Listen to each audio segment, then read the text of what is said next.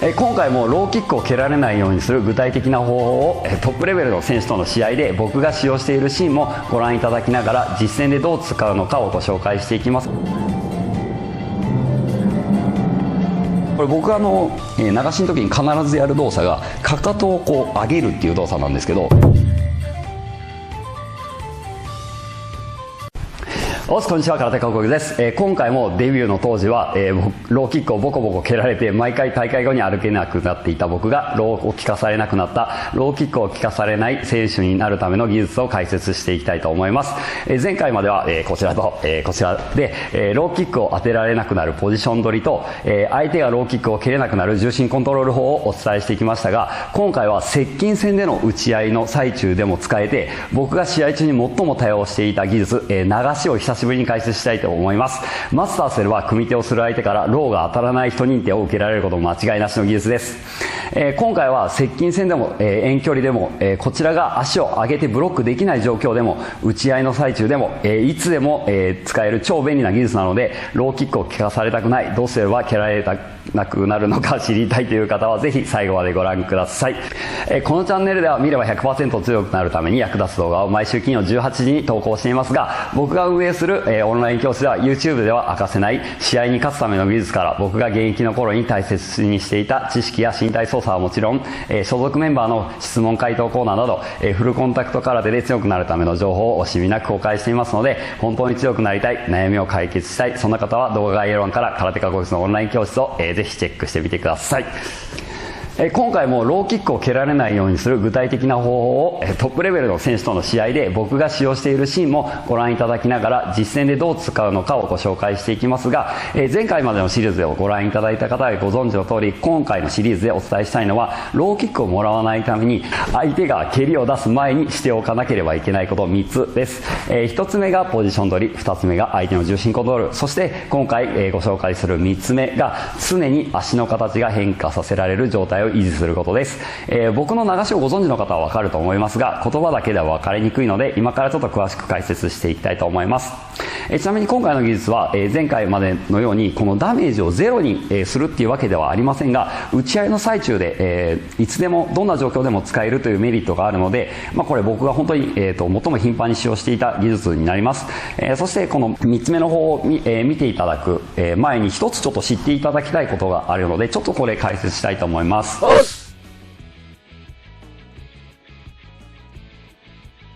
この解説の前に知っておいていただきたいことのこの一つっていうのはどういうことかっていうと、蹴りの威力が本当に強い範囲って実はそれほど広くないっていうことです。正直ですね、この蹴りを、狙って蹴った時にこの強い威力が出せるのと本当せいぜいこのぐらい15センチぐらいの範囲しかないんです。どういうことかというと、多分、ミットとかで、やったことある人分かると思うんですけど、パンチミットとかってよく分かるんですけど、相手がこう構えてて打とうと思った瞬間にそのパンチで、持ってる人がこうでヒュッて引かれたりすると、ちょっとこう引かれるだけでこう肘がボンって伸びて、いやちゃんと持っとってよみたいな経験をしたことあるかなと思うんですけど、これって蹴りも同じで、実はこの蹴ろうと思ってた場所がひょいって動くだけで、ほんとちょっと動くだけで、最もこの威力を出そうと思ってた場所からミットがひょっとずれると全然威力が出なくなるんですね。これを実際にこの足で行うっていうのが流しになるので、ちょっとこれ実際に今から解説していきたいと思います。よし、じゃあですね、実際一番分かりやすいんで、多分こっちから見るのが分かりやすいのかなと思うんですけど、普通に構えてて、普通に蹴られるんでちょっと軽く蹴ってもらっていいですか。もうちょっと蹴ってもらっていいですか。じゃあもうちょっと強くいきましょうか。はい、これはちょっと痛いですよね。で、これに対して、実際にちょっと流しっていうのはどういうものかっていう、ちょっと蹴ってもらっていいですか。強くいいですよ。こんな形で、流しっていうものを使います。どうですかね。ひるって分かったと思いましたよ。そうで、これ、今はこのぐらいの威力なんです、ほぼゼロにはなるんですけども、本当に全日本選手とかがこうでバシコーンって蹴ったやつとかは、ゼロになることはないんですけど、それでももうダメージが半分以下に、することが可能なので、この状態で蹴りに来た時に、ぐっと流すっていう形ですね。これが僕がよく使う流しになります。で、これが一番、大きな流しの、技術なんですが、これ以外にも、フルコンタクト空手の選手がよく使う蹴りに持ってます。この時に、こう当てに行ってちょっとミートポイントをずらしたりとか、これはちょっと僕の独特なあれかもしれないですけど、蹴りに来た時に、ちょっとこう、当ててください。一回当ててください。で、開けてください。でこれでちょっとこう、実際にバックステップをちょっと入れることで、強い蹴りとかだとバーンと蹴られた時にこうちょっと運んでもらうような形で蹴られる技術だったりとか、前足をグッと上げておいて、ちょっとこれ蹴ってもらっていいですか。強く蹴ってください。ですよ。でこういう形で、かかとを上げておいて当てられる瞬間にポンとこれを落とすことで落差を作って、ミートをずらしたりという形で、こういう蹴られる方の足を常にこの変化させれるような重心をしておくってことが、この流しだったりとか、足を変化させるのに大切になってくるので、ちょっと今これ解説していきたいと思います。この今見ていただいたのはこの3つ目の方法の常に足の形が変化させる状態を維持しておくことになりますが、この相手のローキックが当たる直前で足を変えてしまうということが大切で、さっきのミットンでも話したんですけれども、パンチを当てようと思ったらこのミットがひょっとずらしてしまうとこうパンと抜けるのと一緒で、これ実は来そうと思って先にこうずらしちゃうと、ずれたと思って認識したところにパンチ、例えば蹴りだったら相手が来そうと思って先に流そうとして足を動かしてしまうと、ずれたと思ってそこにバーンって蹴りが来てしまうので、これ流すタイミングも結構大切で、蹴りがこうパンって当たりそうな時にこう一緒に流すっていう形ができてないと、来そう流したらバーンって蹴られちゃうので、ちょっとこれですね、流すタイミングが結構大切なので、そこもちょっと、注意していただきたいなと思います。ではここから一回ですね、実際に僕が、試合中に、使っている流しの動画も見ていただきたいと思います。本当にこの実践の中で使うとどうなるのかっていうのはですね、こういう、ちょっと合わせとかセミナー用ではなくて、実際の中で使っているものを見ていただいて、その中で実際にこういうふうに使うんだなっていうのを見ていただければなと思いますので、一度そちら動画の方をご覧ください。どうぞ。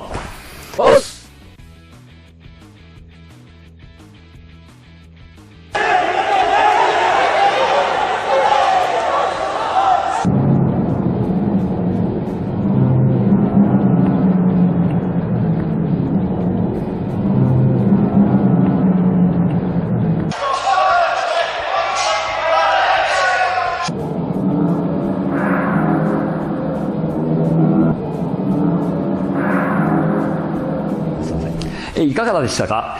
特に流しに関してはちょっと効かされているように見えたりもすることがあると思うんですが、ダメージはほとんどなく、蹴った相手もなんで蹴り応えがないんだろうっていう状態にすることが可能で、これ繰り返していくと相手のなんかうまくミートできないっていう迷いを生んだりとか、このミートできないことで当然相手も普段の組み手のリズムですね、今パンパンって言ったらここでローキックを蹴ってここでリズム刻めるみたいなイメージで蹴ってるのに当たらないと、その相手の得意なリズムとか間合いを、崩したり封じることにつながります。で当然そうなれば、こちらは組み手がしやすくなりますし、相手もリズムが狂ってくると、ローキックに迷いが出れば流しも実際しやすくなってくるので、さらに、こっちもローキックの対策がしやすくなってきて戦いやすくなってきます。なので、ローキックが得意な相手と、組み手をするときはこの常に前足の形が変化させられる状態を維持しておくっていう意識が大切なんですが、これどういうふうにすればいいかっていうのをちょっと、注意点があるので解説していきたいと思います。過去に僕の、流しを見た方が、なんかうまくできないとか、流しに挑戦したけど結構聞かされてしまうっていう方から相談を受けて、どうすれば流しができるんですかとか、いや流しても普通に蹴られるんですけどっていう方からの、なんつうかね、疑問とかあったので、ちょっと今回ですね、そちらも、注意点ですね、ここを注意しておかないと、流しもどきになってしまって実際相手の攻撃に流せないよっていうのを今からお伝えしたいと思います。ちなみにこの注意点、これですね、3つ、特に注意していただきたいのが、まずつま先立ち、で2つ目が前傾姿勢重心、そして3つ目の当てる技術の習得です。ちょっとこれ3つだけ簡単に解説していきたいと思います。これ1つ目のつま先立ちなんですが、これ僕が流しの時に必ずやる動作がかかとをこう上げるっていう動作なんですけど、結構流しても蹴られるんですっていう人がこのベタ足をついたままこの状態で膝をこうやって折ろうとするんですけど、これ膝を、ベタ足のままこうやってやるとこれここの変化起こせる変化が少なくなってしまうので、つま先立ちにします。そうするとこれカクってやった時に、軸がつま先と股関節になるので、つま先と股関節軸で囲ってやると大きく動かせるんですが、かかとついた状態で膝だけこうやって動かそうとしても、これ落差が埋めないので、これ必ずつま先立ちで、つま先のこの母子球と股関節を軸に足を回すっていうことが大切になっています。これまず一つ目の注意点ですね。この必ず、ベタ足ではなくて、つま先側に重心をかけて流すっていう、これがまず一つ目の大切なことになります。そして、二つ目の前傾姿勢の前重心ですね。これも、結構ですね、後ろ重心のままこれ流そうとしても、これもそうなんですが、これ後ろ重心の人が例えばつま先を動かしたとしても、これ、軸はそんなに、落差が埋めないので、この状態でこうやってやったところで埋めないので、これ蹴られたら効かされてしまいます。なんで、必ず前の股関節の上にしっかり乗っておきます。そうすることで、これが大きくかこって動かせるので、これ結構ですね、これ大切になってきますね。なんで、流しを使う場合は、必ず前重心で構えておいて、前足の股関節と、母子球ですね、ここを中心に、基本流すっていうのが大切になってきます。そしてこの3つ目の当てる技術の習得なんですが、これフルコンタクト空手で、上級者になれば多分、皆さんできると思うんですが、ちょっとよろしいですか。これ先ほどもちらっと、解説したんですが、ちょっと蹴ってもらっていいですか。これ蹴られるとこのままだと痛いんですね。これ僕も結構痛いんですけど、よくあるのが、ちょっと蹴ってもらっていいですか。こうグッと蹴ってください。こうグッとこう当てに行く技術ですね。これもミートポイントを少しだけずらすことができるので、よくフルコンタクト空手家がそのダメージを抜くために、使う技術の一つで、この当てに行く技術ですね。ただまずこれが実はできてないと流しの技術が、使えなくて、ちょっとゆっくりやるんですが、相手が蹴りに来た時にこれつま先立ちになって、太ももを相手に一回当てに行く動作を伴います。でこれ当てに行くことで、相手が迎えで当てに来たって認識をさせます。そうすると、そもそもここで上がってくるので、ここを蹴りに来ようとしてくれる分で、ここで流すと落差がガクッと大きくすることができるので、例えばこのまま、つま先で当てに行かずにこのままこうやって流すよりも、ちょっと蹴りに来てください。相手にこうやってグッと迎えに行くっていう動作を伴った後に流すと、相手からするとあれっていうことが可能になってくるので、この3つですね、つま先、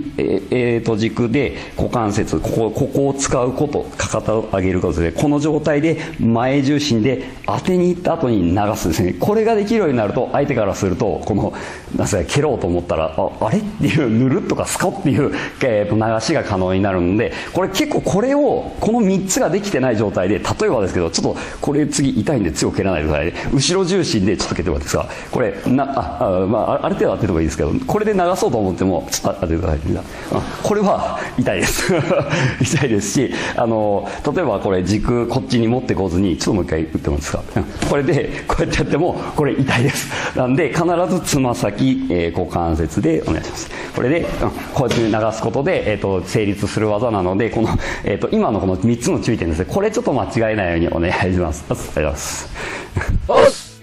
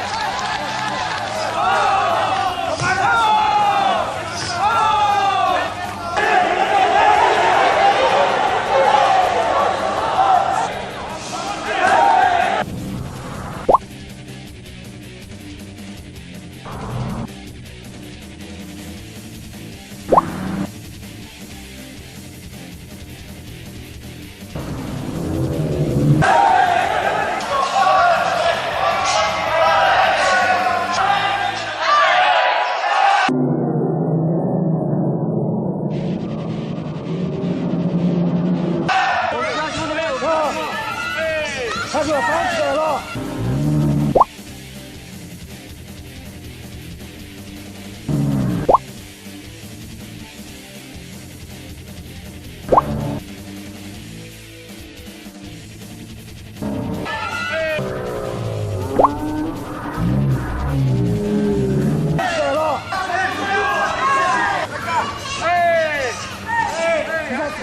いかがだったでしょうか。今回のシリーズでご紹介したローをもらわない技術は、僕が現役時代にトーナメントを勝ち上がるために本当に重宝した技術で、特に素手素足の一般部やもう全攻撃に対してローキックの割合が極めて高い壮年部では本当に大きな効果を発揮してくれると思います。ローキックを蹴られてしまう、そんな悩みがある方はぜひ今回のシリーズでご紹介したローキックをもらわないために、相手が蹴りを出す前にしておかなければいけない大切なこと3つですね。1つ目ポジション取り、2つ目相手の重心コントロール、そして3つ目の足の形が変化させられる状態の維持、これを取り入れて稽古してみてください。間違いなくローキックが得意な選手が一番やりやすいって言えるぐらい組み手が楽になると思います。ローキックを蹴られすぎて毎回大会後に歩けなくなっていた僕がそう言えるほど変わった技術ですので、ローに悩まされている方はぜひマスターしてください。今日も最後まで YouTube を見ていただきありがとうございます。動画の最後に、僕が運営しているオンライン教室の動画を内緒でこっそり3本もプレゼントしている公式 LINE の登録用 QR コードが表示されますので、もしまだゲットしていない方は空手家講師の YouTube 道場で一緒に強くなりましょう。抜獣の原理や使用方法の具体例など分かりやすいように解説していけたらなと思います。ここで力入って打てないんで、ここに抜獣の理論のスタパンチをちょっと打ってみます。この感じですね。